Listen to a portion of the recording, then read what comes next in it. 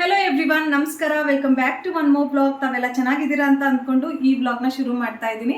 So ಈ ಒಂದು ಬ್ಲಾಗಲ್ಲಿ ನಮ್ಮ ಬಾಡಿಗೆ ಮನೆಯ ಹೋಮ್ ಟೂರ್ನ ಕ್ಯಾಪ್ಚರ್ ಮಾಡಿಬಿಟ್ಟು ನಿಮ್ಮ ಜೊತೆ ಶೇರ್ ಮಾಡ್ಕೊತೀನಿ. ನಾನು ನನ್ನ ಯೂಟ್ಯೂಬ್ ಜರ್ನಿ ಶುರು ಮಾಡಿದ ಮೇಲೆ ಒಂದ್ಸಲನೂ ಹೋಮ್ ಟೂರ್ ಬ್ಲಾಗ್ನ ಮಾಡಿರಲಿಲ್ಲ. ಇದೇ ಮೊದಲನೇ ಬಾರಿ ಪ್ರಯತ್ನ ಪಡ್ತಿದ್ದೀನಿ ಹೋಮ್ ಟೂರ್ ಬ್ಲಾಗ್ ಮಾಡಬೇಕು ಅಂತ ಹೇಳಿಬಿಟ್ಟು. ಐ ಹೋಪ್ ನಿಮಗೆ ಇಷ್ಟ ಆಗುತ್ತೆ ಅಂತ ಅಂದ್ಕೊತೀನಿ. ಈ ಒಂದು ಬ್ಲಾಗ್ನ ನಾನು ಪ್ರೀ ಪ್ಲ್ಯಾನ್ ಮಾಡಿ ಮಾಡ್ತಾ ಇಲ್ಲ ಫ್ರೆಂಡ್ಸ್. ಹಾಗೆ ಮನೆ ಕೆಲಸ ಎಲ್ಲ ಮಾಡಿ ಮುಗಿಸಿದ್ಮೇಲೆ ಏನೋ ಇವತ್ತು ಹೋಮ್ ಟೂರ್ ಬ್ಲಾಗ್ ಮಾಡಬೇಕು ಅಂತ ಅನಿಸ್ತು. ಸೊ ಅದಕ್ಕೆ ಮಾಡ್ತಾ ಇದ್ದೀನಿ. ಇಷ್ಟ ಆದರೆ ಪ್ಲೀಸ್ ಲೈಕ್ ಮಾಡೋದನ್ನು ಮರಿಬೇಡಿ. ಮತ್ತು ಚಾನಲ್ನ ಇನ್ನೂ ಸಬ್ಸ್ಕ್ರೈಬ್ ಮಾಡಿಕೊಂಡಿಲ್ಲ ಅಂತ ಅಂದರೆ ಸಬ್ಸ್ಕ್ರೈಬ್ ಮಾಡಿಕೊಂಡು ಎಲ್ಲ ಬ್ಲಾಗ್ಸ್ನ ನೋಡಿ ಮತ್ತು ಸಪೋರ್ಟ್ ಮಾಡಿ. ಬನ್ನಿ ಇವಾಗ ಹೋಮ್ ಟೂರ್ ಬ್ಲಾಗ್ನ ಶುರು ಮಾಡೋಣ. ಮನೆ ಚಿಕ್ಕದಾಗಿದ್ದರೂ ಚೊಕ್ಕವಾಗಿರಬೇಕು. ಈ ಒಂದು ಗಾದೆ ಮಾತನ್ನು ಸ್ಕೂಲಲ್ಲಿ ಓದುವಾಗ ಓದಿ ಅರ್ಥ ಮಾಡಿಕೊಂಡು ನನ್ನ ಜೀವನದಲ್ಲಿ ಇಂಪ್ಲಿಮೆಂಟ್ ಮಾಡ್ತಾ ಬಂದಿದ್ದೀನಿ. ಮನೆ ಯಾವುದೇ ಇರ್ಬೋದು, ಬಾಡಿಗೆ ಮನೆ ಆಗಿರ್ಬೋದು, ಇಲ್ಲಾಂದರೆ ನಮ್ಮ ಸ್ವಂತ ಮನೆ ಆಗಿರ್ಬೋದು. ಆ ಮನೆಯಲ್ಲಿ ನಾವು ಇರುವ ತನಕ ಆ ಮನೆಯನ್ನು ನಾವು ಹೇಗೆ ಮೇಂಟೈನ್ ಮಾಡ್ತೀವಿ, ಆ ಮನೆಯಲ್ಲಿ ಹೇಗೆ ನಾವು ಒಂದು ಟೈಮ್ನ ಸ್ಪೆಂಡ್ ಮಾಡ್ತೀವಿ, ಮೆಮೊರೀಸ್ನ ಕ್ರಿಯೇಟ್ ಮಾಡ್ತೀವಿ ಅನ್ನೋದು ತುಂಬಾ ಮುಖ್ಯವಾಗಿರುತ್ತೆ ಅನ್ನೋದು ನನ್ನ ಅನಿಸಿಕೆ. ನಾವು ನಮ್ಮ ಸ್ವಂತ ಮನೆಯಲ್ಲಿದ್ದಾಗ ಇದೇ ಥಿಂಕಿಂಗಿಂದಾನೇ ಜೀವನನ ನಡೆಸಿದ್ವಿ. ಇವಾಗ ಬಾಡಿಗೆ ಮನೆಯಲ್ಲಿದ್ದೀವಿ, ಇವಾಗಲೂ ಸಹ ಇದೇ ಥಿಂಕಿಂಗಿಂದಾನೇ ಜೀವನನ ನಡೆಸ್ತಿದ್ದೀವಿ. ಸೊ ಬನ್ನಿ ಇವಾಗ ನಮ್ಮ ಲೀವಿಂಗ್ ರೂಮ್ ಬಗ್ಗೆ ಕೆಲವು ಮನದಾಳದ ಮಾತುಗಳನ್ನ ಹೇಳ್ತೀನಿ. First impression is the best impression ಅನ್ನೋದು ನಾನು ಬಿಲೀವ್ ಮಾಡ್ತೀನಿ. ಸೊ ನಮ್ಮ ಮನೆ ಒಳಗಡೆ ಯಾರೇ ಬಂದ್ರೂ ಮೊದಲು ಬರೋದು ಲೀವಿಂಗ್ ರೂಮ್ಗೆ. ಸೊ ಲೀವಿಂಗ್ ರೂಮ್ದು ಲುಕ್ಕು ಇಂಪ್ರೆಸಿವ್ ಆಗಿರಬೇಕು, ನೀಟಾಗಿರಬೇಕು, ನೋಡೋದಕ್ಕೆ ಚೆಂದ ಕಾಣಿಸ್ಬೇಕು, ಮತ್ತು ಕುತ್ಕೊಳ್ಳೋದಕ್ಕೆ ಕಂಫರ್ಟ್ ಆಗಿರಬೇಕು. ಸೊ ಇವನ್ನೆಲ್ಲನೂ ಮೈಂಡಲ್ಲಿ ಇಟ್ಕೊಂಡು ನಾನು ಲಿವಿಂಗ್ ರೂಮ್ನ ಆರ್ಗನೈಸ್ ಮಾಡಿದ್ದೀನಿ. ಟೈಮ್ ಟು ಟೈಮ್ ಮನೆಯಲ್ಲಿ ನಾನು ಬಹಳಷ್ಟು ಚೇಂಜಸ್ನ ಮಾಡ್ತಾ ಇರ್ತೀನಿ. ಯಾಕೆಂದರೆ ಆ್ಯಸ್ ಎ ಗೃಹಿಣಿಯಾಗಿ ಬಹಳಷ್ಟು ಟೈಮ್ ಮನೆಯಲ್ಲಿ ಸ್ಪೆಂಡ್ ಮಾಡುವ ಕಾರಣದಿಂದ ನನಗೂ ಸಹ ಸ್ವಲ್ಪ ಫೀಲ್ ಗುಡ್ ಫ್ಯಾಕ್ಟರ್ ಆಗಬೇಕಲ್ವಾ. ಸೊ ಆದ್ದರಿಂದ ನನಗೆ ಮನಸ್ಸಾದಾಗೆಲ್ಲನೂ ಬಹಳಷ್ಟು ಚೇಂಜಸ್ನ ಮನೆಯಲ್ಲಿ ಮಾಡ್ತೀನಿ. ಚೇಂಜಸ್ನ ಅವಾಗವಾಗ ಮಾಡ್ತೀನಿ ಅಂತ ಹೇಳಿಬಿಟ್ಟು ತುಂಬ ದುಡ್ಡನ್ನೆಲ್ಲನೂ ಇನ್ವೆಸ್ಟ್ ಮಾಡಲ್ಲ. ನಮ್ಮ ಹತ್ರ ಏನು ಇದೆಯೋ ಅದನ್ನೇ ಮ್ಯಾಕ್ಸಿಮಮ್ ಯೂಸ್ ಮಾಡಿಕೊಂಡು ಒಂದು ಒಳ್ಳೆ ಲುಕ್ ಕೊಡುವುದಕ್ಕೆ ಪ್ರಯತ್ನ ಪಡ್ತೀನಿ. ನಮ್ಮ ಲಿವಿಂಗ್ ರೂಮಿನ ಅಪೋಸಿಟ್ ಡೈರೆಕ್ಷನಲ್ಲಿ ಡೈನಿಂಗ್ ಏರಿಯಾ ಇದೆ. ಈ ಒಂದು ಡೈನಿಂಗ್ ಏರಿಯಾನ ನಾನು ತುಂಬ ಸಿಂಪಲ್ಲಾಗಿ ಆರ್ಗನೈಸ್ ಮಾಡಿದ್ದೀನಿ. ಫ್ರಿಜ್ ಇಟ್ಟಿದ್ದೀನಿ, ವಾಲಲ್ಲಿ ಗೋಲ್ಡನ್ ಟೆಂಪಲ್ದು ಒಂದು ಫೋಟೋ ಫ್ರೇಮ್ನ ಹ್ಯಾಂಗ್ ಮಾಡಿದ್ದೀನಿ. ಮತ್ತು 6 ಸೀಟರ್ ಡೈನಿಂಗ್ ಟೇಬಲ್ ನಮ್ಮ ಹತ್ರ ಇರೋದು. ಬಟ್ 4 ಸೀಟ್ಸ್ನ ಆರ್ಗನೈಸ್ ಮಾಡಿಬಿಟ್ಟು ಡೈನಿಂಗ್ ಟೇಬಲ್ನ ಇವಾಗ ಸದ್ಯಕ್ಕೆ ಸೆಟ್ ಮಾಡಿದ್ದೀನಿ. ನಾವು ಈ ಡೈನಿಂಗ್ ಟೇಬಲ್ನ ಖರೀದಿ ಮಾಡಿದ್ದೇ ಕ್ಲೌಡ್ ಕಿಚನ್ ಪರ್ಪಸ್ಗಾಗಿ. ಯಾಕಂದರೆ ಪ್ಯಾಕಿಂಗ್ ಮಾಡುವುದಕ್ಕೆ ಈಸಿ ಆಗಿರುತ್ತೆ, ನಮಗೆ ಕನ್ವೀನಿಯೆಂಟ್ ಆಗಿರುತ್ತೆ ಅಂತ ಹೇಳಿಬಿಟ್ಟು ನಮ್ಮ ಪರ್ಸ್ನಲ್ ಯೂಸ್ಗೆ ಬಹಳ ಕಡಿಮೆನೇ ಯೂಸ್ ಮಾಡೋದು. ಯಾರಾದರೂ ಗೆಸ್ಟು ಫ್ಯಾಮಿಲಿ ಮೆಂಬರ್ಸ್ ಬಂದಾಗ ನಾವು ಈ ಡೈನಿಂಗ್ ಟೇಬಲ್ಸ್ದು 6 ಸೀಟರ್ ಡೈನಿಂಗ್ ಟೇಬಲ್ನ ಯೂಸ್ ಮಾಡಿಬಿಟ್ಟು ಅವ್ರಿಗೆ ಸರ್ವ್ ಮಾಡ್ತೀವಿ. ಇಲ್ಲ ಅಂತ ಅಂದಾಗ ರೆಗ್ಯುಲರ್ ಡೇಸಲ್ಲಿ ನೋಡೋದಕ್ಕೆ ಸುಂದರವಾಗಿ ಕಾಣಿಸ್ಬೇಕು, ಆ ರೀತಿ ನಾನು ಆವಾಗವಾಗ ಚೇಂಜಸ್ ಮಾಡಿಬಿಟ್ಟು ಸೆಟ್ ಮಾಡ್ತಾ ಇರ್ತೀನಿ. ಸೊ ಇವಾಗ ಕಿಚನ್ ಕಡೆ ಹೋಗೋಣ. ಮನೆಯಲ್ಲಿ ತುಂಬ ಮುಖ್ಯವಾದ ಒಂದು ಪ್ಲೇಸ್ ಅಂತ ಅಂದರೆ ಕಿಚನ್ ಆಗಿರುತ್ತೆ. ಅಡುಗೆ ಮನೆಯಿಂದನೇ ನಮಗೆ ಒಂದು ಒಳ್ಳೆ ಹೆಲ್ತ್ ಆಗಿರ್ಬೋದು, ಗ್ರೋತ್ ಆಗಿರ್ಬೋದು ಸಿಗೋದು.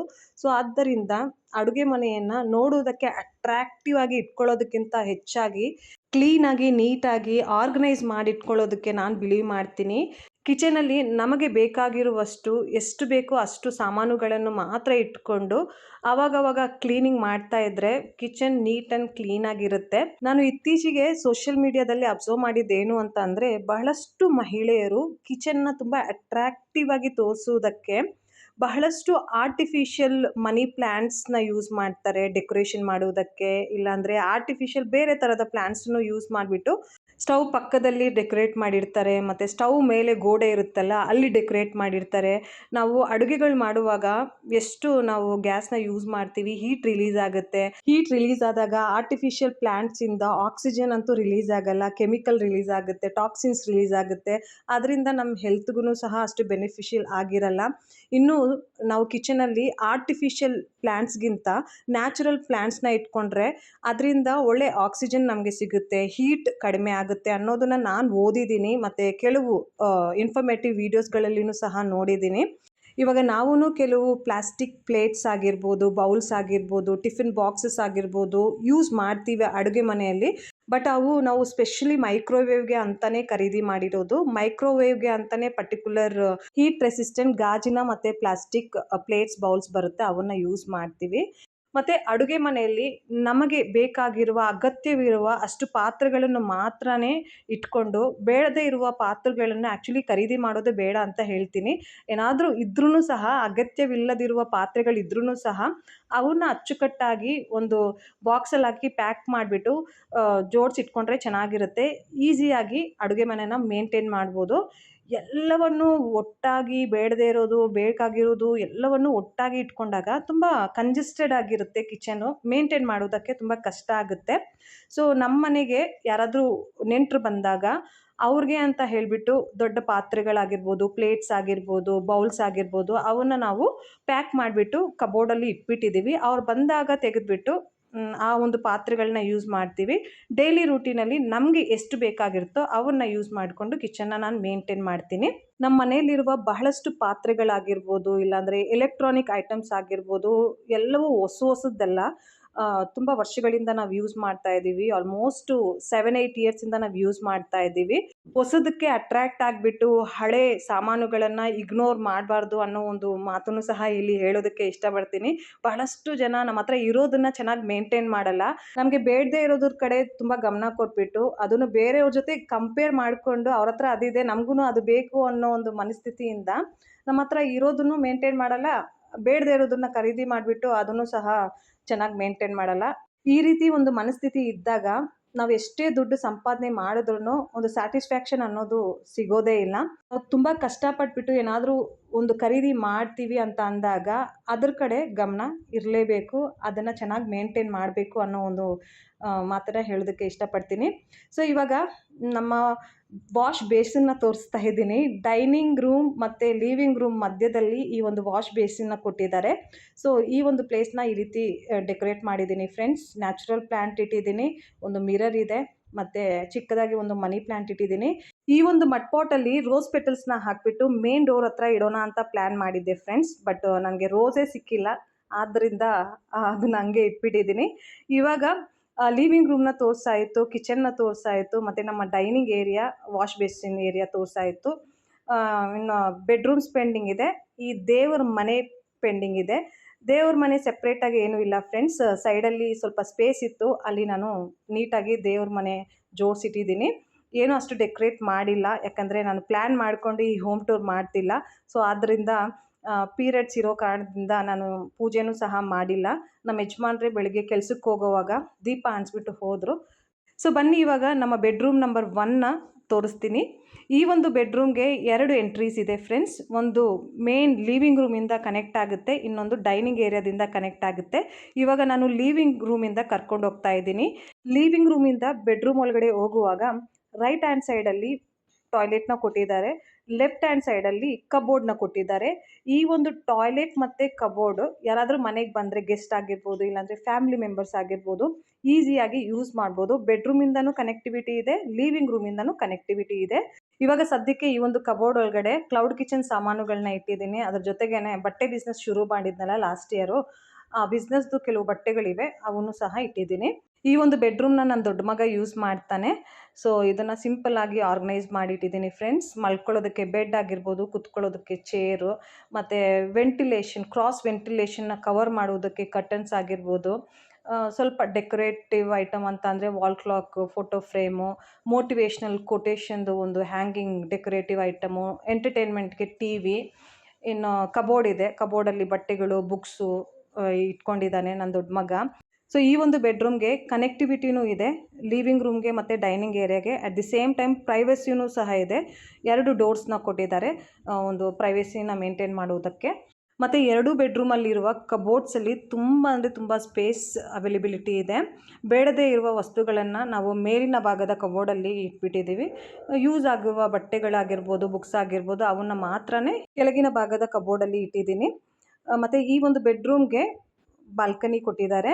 ಇದು ಫ್ರಂಟ್ ಫೇಸಿಂಗ್ಗೆ ಕನೆಕ್ಟ್ ಆಗುತ್ತೆ. ಈ ಒಂದು ಬಾಲ್ಕನಿನ ಬೆಳಗಿನ ಜಾವ ಮತ್ತು ಸಂಜೆ ಹೊತ್ತು ತುಂಬ ಯೂಸ್ ಮಾಡ್ತೀನಿ ಯೋಗ ಮತ್ತು ಎಕ್ಸಸೈಸ್ ಮಾಡುವುದಕ್ಕೆ. ಸೊ ಅದರಿಂದ ಕೆಲವು ಪ್ಲ್ಯಾಂಟ್ಸ್ನ ಜೋಡಿಸಿಟ್ಟಿದ್ದೀನಿ. ಇದರಲ್ಲಿ ಬಹಳಷ್ಟು ಪ್ಲ್ಯಾಂಟ್ಸು ನಾನೇ ಹಾಕಿರೋದು ಫ್ರೆಂಡ್ಸ್. ಏನಪ್ಪ ಇದು ಕರಿಬೇವಿಂದು ಪ್ಲ್ಯಾಂಟ್ ಆಗಿರ್ಬೋದು, ಕೊತ್ತಂಬರಿ ಸೊಪ್ಪುಂದು ಪ್ಲ್ಯಾಂಟ್ ಆಗಿರ್ಬೋದು, ಟೊಮೆಟೊ ಪ್ಲ್ಯಾಂಟ್ ಆಗಿರ್ಬೋದು, ತುಳಸಿದು ಪ್ಲ್ಯಾಂಟ್ ಆಗಿರ್ಬೋದು, ಇವನ್ನೆಲ್ಲ ನಾನೇ ಸ್ವತಃ ನನ್ನ ಕೈಯಿಂದ ಹಾಕಿರೋದು. ಒಂಥರ ಖುಷಿ ಆಗುತ್ತೆ ಚೆನ್ನಾಗಿ ಪ್ಲ್ಯಾಂಟ್ಸ್ ಬೆಳೀತಾ ಇದೆ ಅಂತ ಹೇಳಿಬಿಟ್ಟು. ಬೆಳಗಿನ ಜಾವ ಮತ್ತು ಸಂಜೆ ಹೊತ್ತು ಟೀ ಕುಡಿಯೋವಾಗ ಈ ಒಂದು ಚೇರ್ಸ್ ಮೇಲೆ ಕುತ್ಕೊಂಡು ಸನ್ರೈಸ್ ಮತ್ತು ಸನ್ಸೆಟ್ ಆಗುವುದನ್ನು ನೋಡಿ ಆನಂದ ಪಡಿತೀನಿ. ಬನ್ನಿ ಇವಾಗ ಬೆಡ್ರೂಮ್ ನಂಬರ್ 2 ಒಳಗಡೆ ಹೋಗೋಣ. ಈ ಒಂದು ಬೆಡ್ರೂಮ್ ನನ್ನ ಗಂಡನ ಮತ್ತು ನನ್ನ ಚಿಕ್ಕ ಮಗನದಾಗಿರುತ್ತೆ. ಸೊ ನಾವು ತುಂಬ ಒಳ್ಳೆಯ ಕ್ವಾಲಿಟಿ ಟೈಮ್ನ ಈ ಒಂದು ಬೆಡ್ರೂಮಲ್ಲಿ ಸ್ಪೆಂಡ್ ಮಾಡ್ತೀವಿ. ವೀಕೆಂಡ್ಸಲ್ಲಿ ಒಳ್ಳೆ ಮೂವೀಸ್ನ ನೋಡ್ತೀವಿ, ಪಾರ್ಟೀಸ್ ಮಾಡ್ತೀವಿ, ಡಾನ್ಸ್ ಮಾಡ್ತೀವಿ, ಮತ್ತು ಡೈಲಿ ರೊಟೀನಲ್ಲಿ ಮಕ್ಕಳಿಗೆ ಓದಿಸೋದಾಗಿರ್ಬೋದು, ಇಲ್ಲಾಂದರೆ ನಮ್ಮ ಕಷ್ಟ ಸುಖಗಳ ಬಗ್ಗೆ ಮಾತಾಡೋದಾಗಿರ್ಬೋದು, ನಮ್ಮ ಫ್ಯೂಚರ್ ಬಗ್ಗೆ ಪ್ಲ್ಯಾನ್ಸ್ ಮಾಡೋದಾಗಿರ್ಬೋದು, ಈ ಒಂದು ಪ್ಲೇಸಿಂದನೇ ಮಾಡೋದು. ನಾನು, ನನ್ನ ಗಂಡ, ನನ್ನ ಮಕ್ಕಳ ಜೊತೆ ಏನಾದರೂ ಡಿಸ್ಕಷನ್ ಮಾಡಿದ್ರೂ ನಾನು ಇಲ್ಲಿ ಕುತ್ಕೊಂಡೇ ಮಾಡೋದು. ಯಾಕಂದರೆ ಒಂದು ಪ್ರೈವಸಿ ಇರುತ್ತೆ, ಬಾಗಿಲು ಮುಚ್ಕೊಂಡು ನಾವು ಮಾತಾಡ್ತೀವಿ. ಏನಾದರೂ ಜಗಳ ಮಾಡೋವಾಗ್ಲೂ ಸಹ ಈ ಒಂದು ರೂಮಲ್ಲಿನೇ ನಾವು ಮಾಡೋದು. ಸೊ ಈ ಒಂದು ರೂಮು ನನಗೆ ತುಂಬ ಒಂದು ಮನಸ್ಸಿಗೆ ಹತ್ರವಾದ ರೂಮ್ ಅಂತ ಹೇಳ್ಬೋದು. ಮತ್ತು ತುಂಬ ಸ್ಕೆಚಸ್ಸಿಂದ, ಡ್ರಾಯಿಂಗ್ಸಿಂದ ನನ್ನ ಮಗ ಈ ಒಂದು ರೂಮ್ನ ಡೆಕೋರೇಟ್ ಮಾಡಿದ್ದ. ಇವಾಗ ದೀಪಾವಳಿ ಹಬ್ಬಕ್ಕೆ ಕ್ಲೀನಿಂಗ್ ಮಾಡಿದ್ನಲ್ಲ, ಅವನ್ನೆಲ್ಲ ತೆಗ್ದಾಕ್ಬಿಟ್ಟೆ. ಒಂದೆರಡು ಪೇಂಟಿಂಗ್ ಮಾತ್ರನೇ ಇಟ್ಟಿದ್ದೀನಿ ಅಷ್ಟೇ. ಸಿಂಪಲ್ಲಾಗಿ ನೋಡುವುದಕ್ಕೆ ಡೀಸೆಂಟಾಗಿ ಈ ಒಂದು ರೂಮ್ನ ಆರ್ಗನೈಸ್ ಮಾಡಿದ್ದೀನಿ. ಮಲ್ಕೊಳ್ಳೋದಕ್ಕೆ ಬೆಡ್ ಇದೆ, ಕೂತ್ಕೊಳ್ಳೋದಕ್ಕೆ ಒಂದು ಚೇರನ್ನು ಇಟ್ಟಿದ್ದೀನಿ, ಮತ್ತು ಕ್ರಾಸ್ ವೆಂಟಿಲೇಷನ್ಗೆ ಕರ್ಟನ್ಸ್ನ ಹಾಕಿದ್ದೀನಿ. ಎಂಟರ್ಟೈನ್ಮೆಂಟ್ಗೆ ಟಿ ವಿ ಇಟ್ಟಿದ್ದೀನಿ, ಮತ್ತು ಬಟ್ಟೆಗಳು ಇಟ್ಕೊಳ್ಳೋದಕ್ಕೆ ಕಬೋರ್ಡ್ ಇದೆ. ರೆಡಿ ಆಗೋದಕ್ಕೆ ಮಿರರ್ ಇದೆ, ಮತ್ತು ಸ್ನಾನ ಮಾಡೋದಕ್ಕೆ, ಫ್ರೆಶ್ ಆಗೋದಕ್ಕೆ ವಾಶ್ರೂಮ್ ಇದೆ. ಸೊ ಈ ರೀತಿ ಸಿಂಪಲ್ಲಾದ ಒಂದು ಬೆಡ್ರೂಮು ಫ್ರೆಂಡ್ಸ್. ತುಂಬ ಏನು ನಾನು ಎಫರ್ಟ್ ಹಾಕಿಲ್ಲ ಈ ಬೆಡ್ರೂಮ್ನ ಡೆಕೋರೇಟ್ ಮಾಡೋದಕ್ಕೆ. ಸೊ ಏನಿದೆಯೋ ಅದರಿಂದನೇ ಬೆಸ್ಟ್ ಪಾಸಿಬಲ್ ಒಂದು ಲುಕ್ ಕೊಡೋದಕ್ಕೆ ಪ್ರಯತ್ನ ಪಡ್ತೀನಿ. ಮತ್ತು ತುಂಬ ಕಂಜೆಸ್ಟೆಡ್ ಆಗಿ ನಾನು ಏನೂ ಸೆಟ್ ಮಾಡಲ್ಲ. ಸ್ಪೇಷಿಯಸ್ ಆಗಿರಬೇಕು, ಓಡಾಡಲಿಕ್ಕೆ ಸ್ಪೇಸ್ ಇರಬೇಕು, ಕೆಲಸ ಮಾಡೋದಕ್ಕೆ ಪ್ರಾಬ್ಲಮ್ ಆಗಬಾರ್ದು. ಸೊ ಆ ರೀತಿ ಸಿಂಪಲ್ಲಾಗಿ ಆರ್ಗನೈಸ್ ಮಾಡಿಟ್ಟಿದ್ದೀನಿ. ಈ ಒಂದು ಬೆಡ್ರೂಮ್ಗೆ ಅಟ್ಯಾಚ್ಡ್ ಟಾಯ್ಲೆಟ್ ಇದೆ. ಇದನ್ನು ನಾನೇ ಮ್ಯಾಕ್ಸಿಮಮ್ ಯೂಸ್ ಮಾಡೋದು. ನಾನು ನನ್ನ ಚಿಕ್ಕ ಮಗ ಮಾತ್ರನೇ ಯೂಸ್ ಮಾಡೋದು. ನನ್ನ ಗಂಡ ಮತ್ತು ದೊಡ್ಡ ಮಗ ಬೇರೆ ವಾಶ್ರೂಮ್ನ ಯೂಸ್ ಮಾಡ್ತಾರೆ. ಸೊ ಇಷ್ಟ ಆಗಿದೆ ಈ ಒಂದು ಬೆಡ್ರೂಮಿನ ಕತೆ. ಈ ಒಂದು ಬೆಡ್ರೂಮ್ಗೂ ಒಂದು ಅಟ್ಯಾಚ್ಡ್ ಬಾಲ್ಕನಿ ಕೊಟ್ಟಿದ್ದಾರೆ. ಸೊ ಆ ಬಾಲ್ಕನಿಯನ್ನು ನಾನು ಫುಟ್ವೇರ್ ಇಟ್ಕೊಳ್ಳೋದಕ್ಕೆ, ವಾಷಿಂಗ್ ಮಿಷಿನ್ ಇಟ್ಕೊಳ್ಳೋದಕ್ಕೆ, ಕೂಲರ್ ಇಟ್ಕೊಳ್ಳೋದಕ್ಕೆ, ಮತ್ತು ಸಿಲಿಂಡರ್ಸ್ ಇಟ್ಕೊಳ್ಳೋದಕ್ಕೆ ಯೂಸ್ ಮಾಡ್ತಾ ಇದ್ದೀನಿ. ಇಷ್ಟೇ ಫ್ರೆಂಡ್ಸ್ ಇವತ್ತಿನ ಈ ವ್ಲಾಗಲ್ಲಿ. ಐ ಹೋಪ್ ನಿಮಗೆ ಈ ವ್ಲಾಗ್ ಇಷ್ಟ ಆಗುತ್ತೆ ಅಂತ ಅಂದ್ಕೊತೀನಿ. ಇಷ್ಟ ಆದರೆ ಪ್ಲೀಸ್ ಲೈಕ್ ಮಾಡಿ, ಸಪೋರ್ಟ್ ಮಾಡಿ, ಮತ್ತು ಚಾನಲ್ನ ಸಬ್ಸ್ಕ್ರೈಬ್ ಮಾಡಿಕೊಂಡು ಎಲ್ಲ ವ್ಲಾಗ್ಸ್ನ ನೋಡಿ. Thank you so much for watching.